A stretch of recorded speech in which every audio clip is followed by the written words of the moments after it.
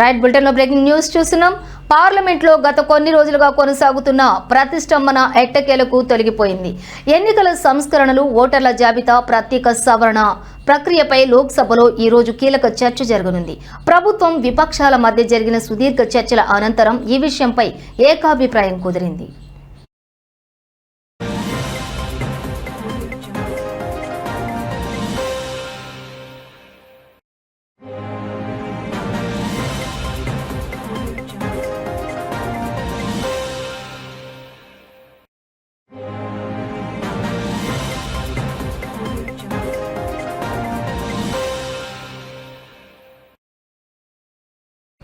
ఇక లోక్సభ స్పీకర్ ఓం బిర్లా అధ్యక్షతన జరిగిన అఖిలపక్ష సమావేశంలో ఈ నిర్ణయం తీసుకున్నారు.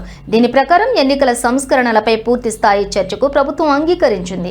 డిసెంబర్ 1న శీతాకాల సమావేశాలు ప్రారంభమైనప్పటి నుంచి విపక్షాలు ఈ అంశంపై చర్చకు పట్టుబడుతున్న విషయం తెలిసిందే. ఓటర్ల జాబితా సవరణ పేరుతో అణగారిన వర్గాల ఓట్లను తొలగిస్తున్నారని ప్రతిపక్షాలు ఆరోపిస్తున్నాయి.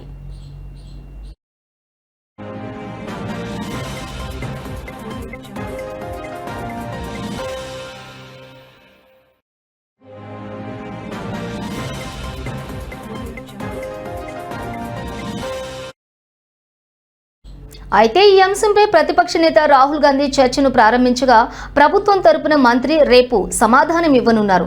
గత కొన్ని రోజులుగా కాంగ్రెస్ అగ్రనేతలు Mallikarjuna Kharge, Sonia Gandhi, Rahul Gandhi stop SIR, stop vote chori అంటూ ప్లకార్డులతోటి పార్లమెంట్ లోపల బయట నిరసనలు చేపట్టారు.